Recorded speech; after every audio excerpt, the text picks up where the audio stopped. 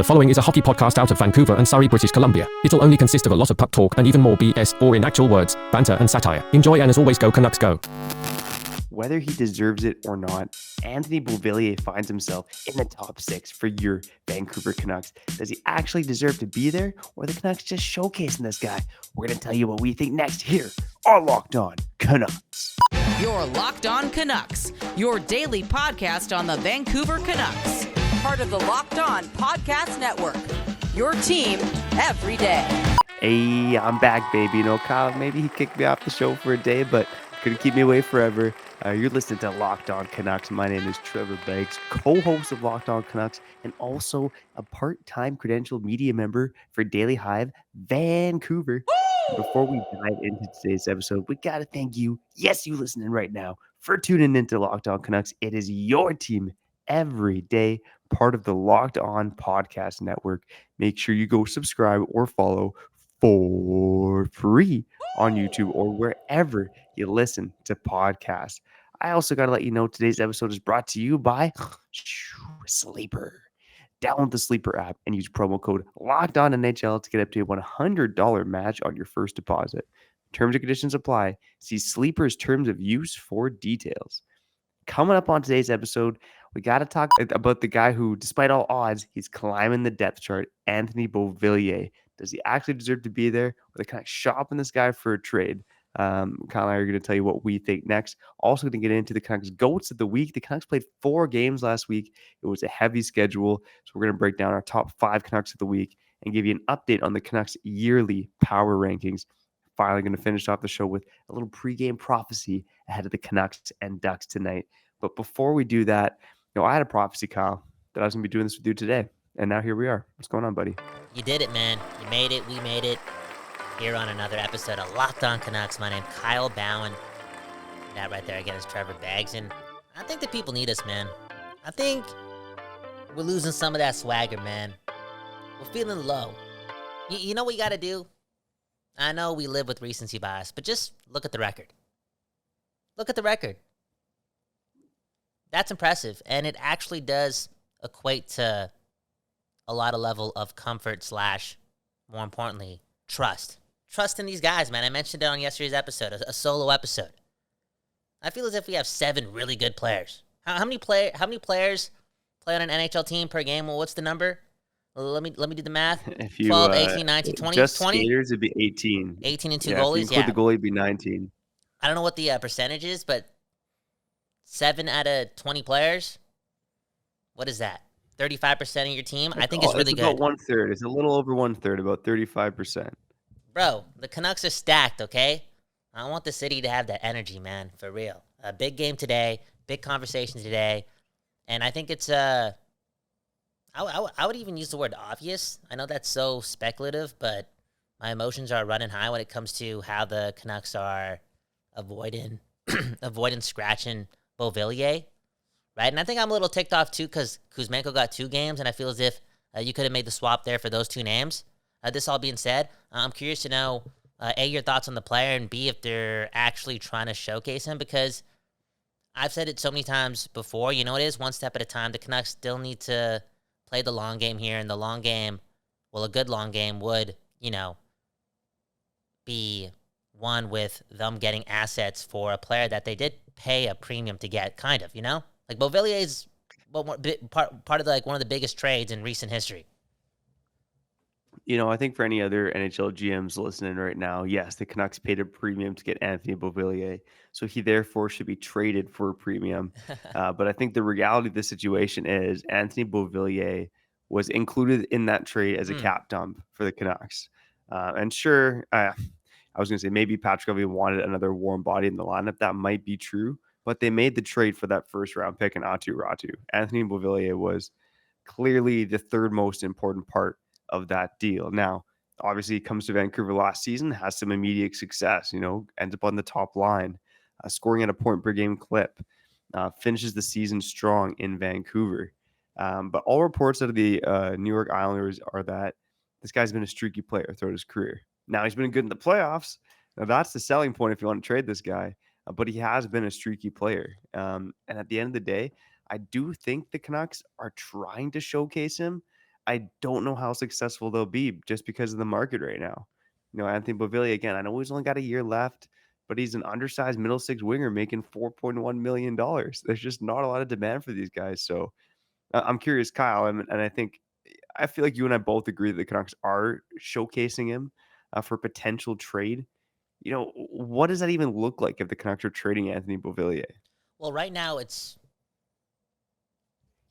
a player who, in my opinion, is worth like the minimum in any sort of trade. It's either Beauvillier getting traded for another defenseman who's struggling or something, like a Noah Juleson type, Get what I'm saying? I guess that's the best way to put it. Like, it's very, very low. And how come the Canucks haven't scratched him yet? If they're talking about resets, right? They're using the word resets.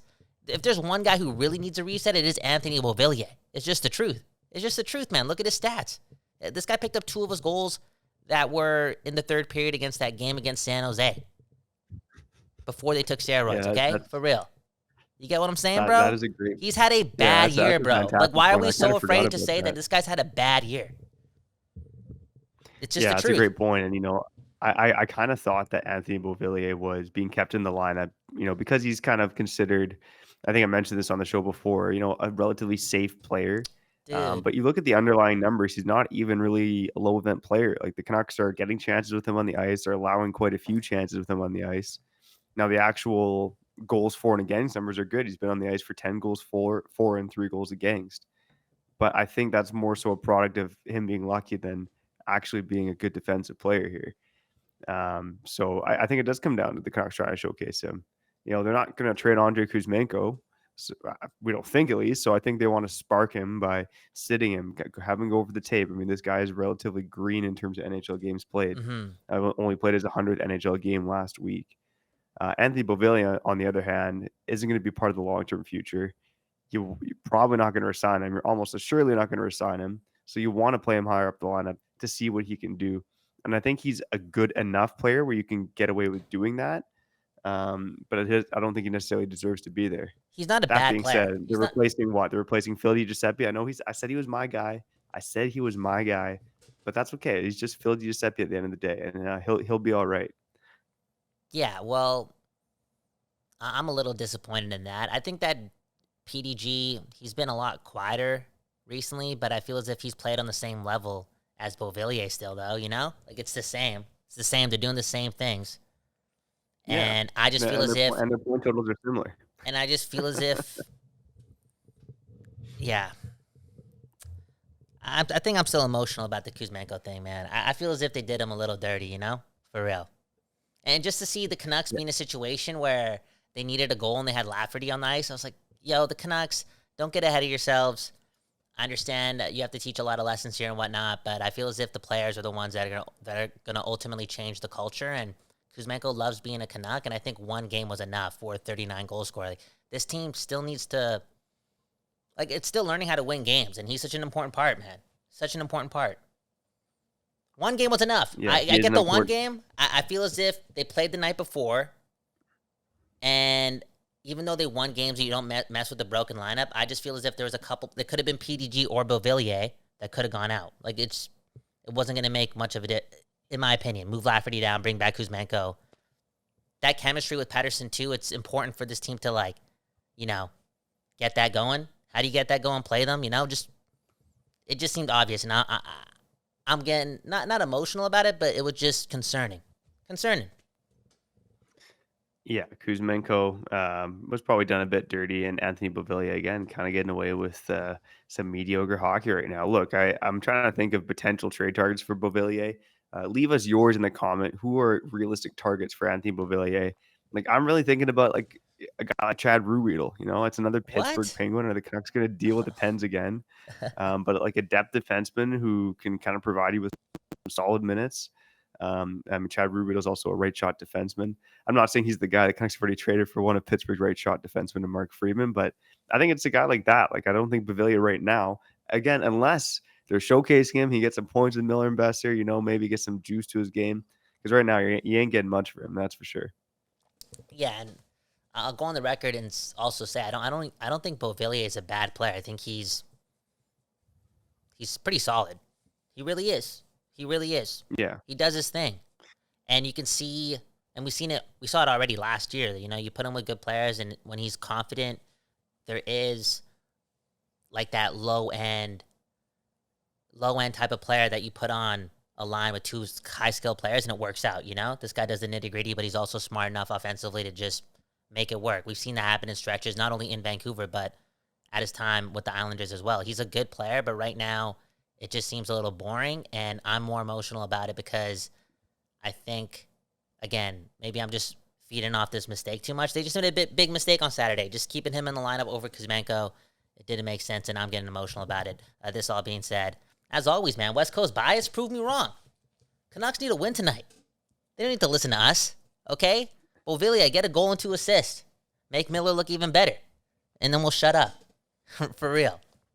And enhance your trade value in the process. Kyle, it's nice to see you as getting emotional about these Canucks again. Not that you ever really stop, but the fact that you're extra emotional about these Canucks just means they're doing something right, okay? Yeah, man. Look at the and record. as we record this, they're the 6th best team in the NHL right now. Coming up on the other side, we'll see if Kyle gets emotional when I tell you my Canuck Goats of the Week in our weekly power rankings, going over the 5 best Canucks from last week.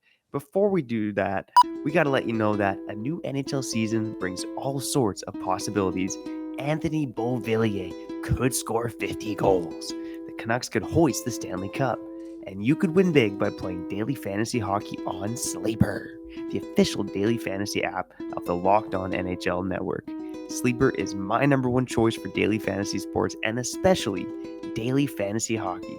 Because with Sleeper, you can win 100 times your cash in daily fantasy hockey contests. All you have to do is pick with our studs like Anthony Beauvillier, Connor Garland, or especially Nils Höglander will record more or less in their Sleeper projections for things like goals, assists, saves, plus minus, and more in a given game. To win a 100 times bet on Sleeper, you need to correctly predict the outcome of 8 player stats. You heard me, Canucks fans. You can win 100 times your money playing daily fantasy hockey with Sleeper. So start paying attention and nail your picks so you can start winning big. Use promo code LOCKEDONNHL and you'll get up to a $100 match on your first deposit. Terms and conditions apply. That's code LOCKEDONNHL. See Sleeper's terms of use for details and locational availability.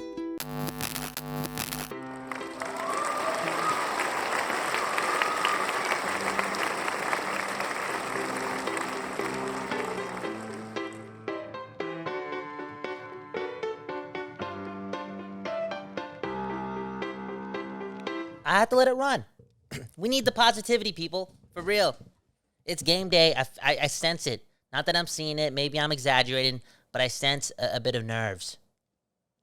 You know, I really do. And I hope that people go into 7 o'clock Pacific Standard Time with hope. And that swagger, man. Feel good. Don't be nervous. Enjoy the moment. Enjoy your Vancouver Canucks. For real. My name's Kyle Bhawan. This is another episode of Locked On Canucks. More importantly, that right there is Trevor Beggs. And this is the show, right? We give you the Canucks every day. We give you that West Coast bias. And we also give you the goats of the week, man. Trevor Beggs, man. This is a tough one. I'm gonna grade you at the end of this because I feel as if this is a test. For real. Anyways, let's get to it. The goats of the week on Locked On Canucks.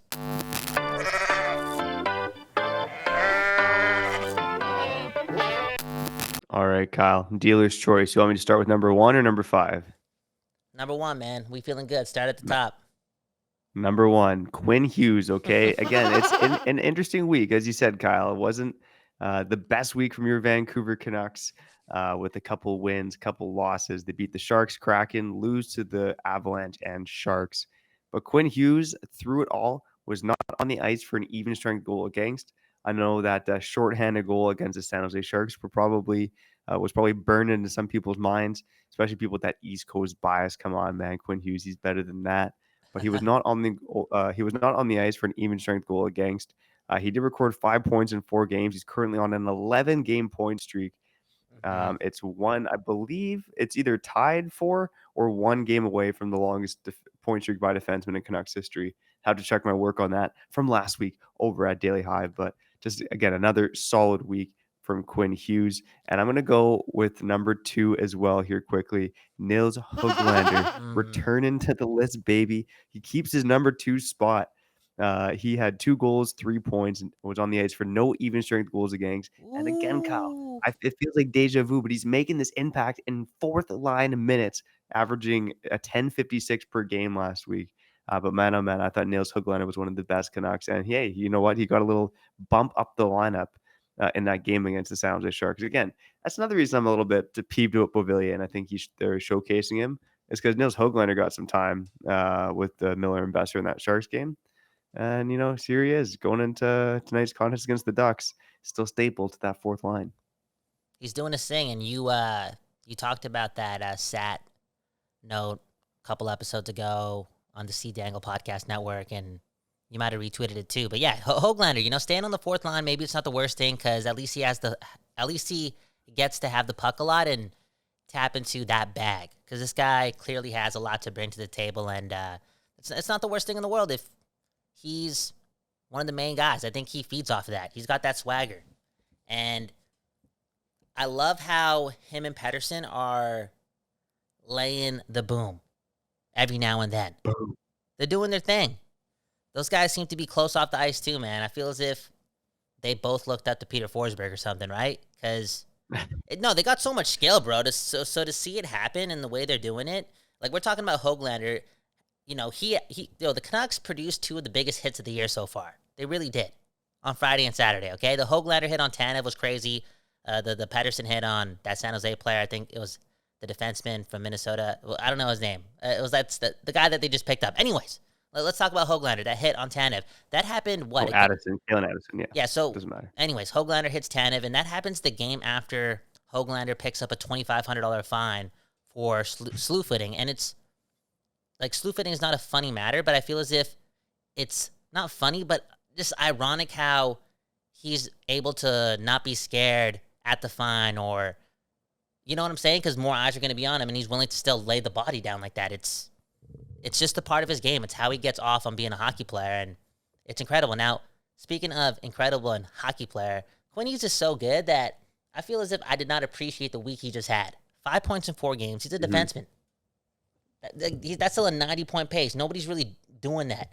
He just set a new standard, you know what I'm saying? And on that note, I feel like Quinn Hughes is going to have his best week ever to end off the month this week.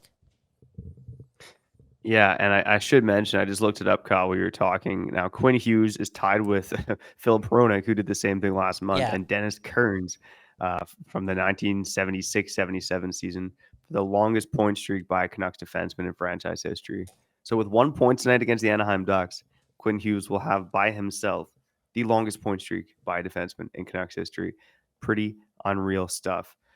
Speaking of a guy who had a pretty long point streak for the Canucks in recent memory, JT Miller, he was my third GOAT of the week here in the Canucks Weekly Power Rankings. He also had 5 points in 4 games. You look at the underlying numbers, again, this guy's still going up against the team's best players. He had a positive possession differential in each of the Canucks 4 games this week. I think JT Miller's only real blemish of the week was the turnover to Cale Makar on that goal against the Avalanche. Mm-hmm. Aside from that, it was a pretty rock solid week from JT Miller. And yet again, I don't know if he's had a week this year where he hasn't been on the Canucks go to the week list. I think he's been so consistent. He's been a factor in every game. He's barely taken 2 or 3 shifts off in a row. Like I just feel as if he's been so solid the whole way through. And another player, maybe he's your guy at number 4 here. I'm going to take a guess. Another guy who's reminding me of the consistency that Miller's playing in his own way is Brock Besser. Is he your number 4 guy?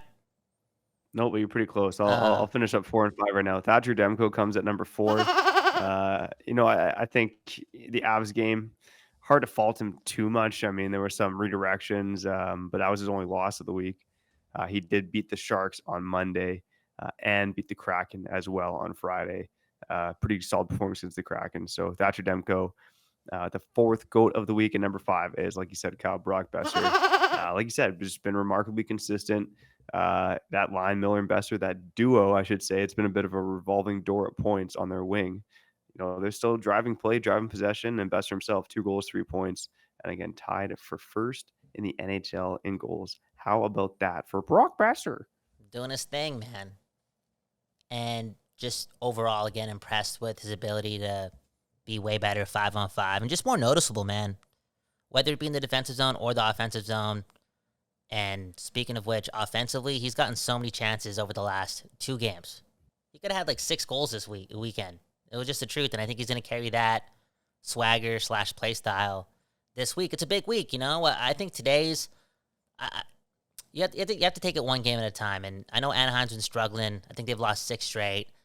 Both teams obviously have a lot to play for, but I think the Canucks need to use this game as a Vegas one. Like, think about it like you're in a series with Vegas. You know, play a really good game against Anaheim, because you got to warm yourself up correctly for that game against Vegas. Because I don't want to use the term must win, but a part of me just needs them to win that game against Vegas. You get what I'm saying?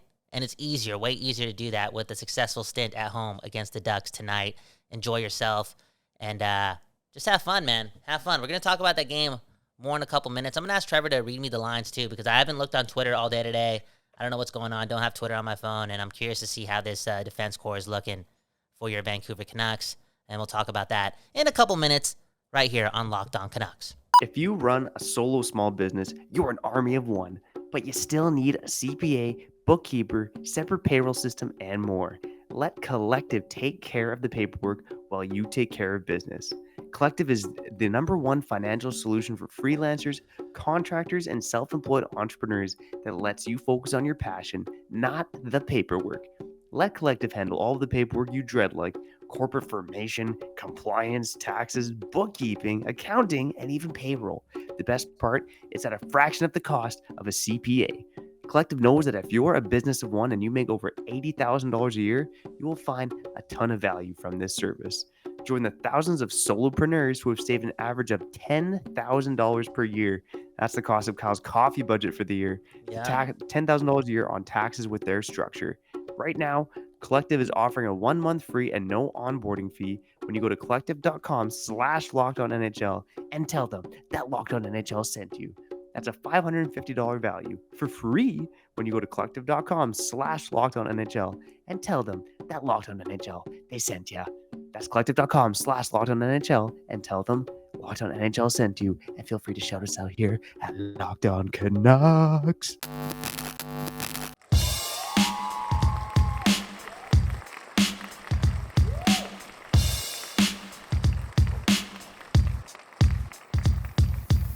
Okay, you're back on another episode of Locked On Canucks. My name is Kyle Bhawan. That right there is Trevor Beggs, and this is the show that gives you your Canucks every day. And your Canucks, man, 7 p.m. tonight, doing their thing. I know a couple people going to the game.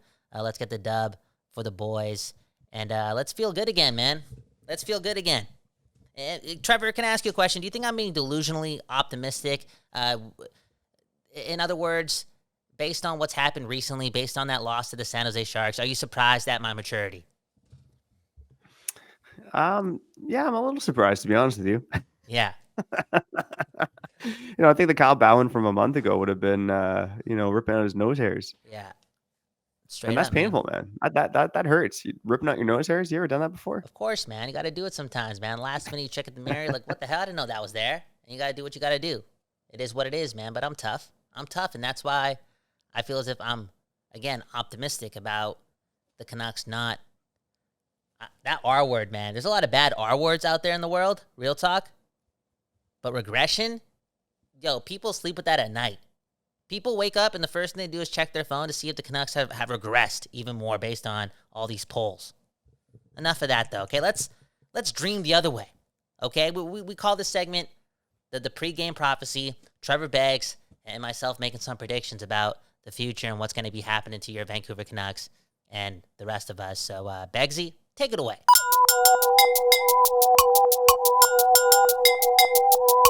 All right. So tonight, the Vancouver Canucks play the Anaheim Ducks, losers of 6 straight, the coldest team in the NHL. But here's something that you should consider, okay?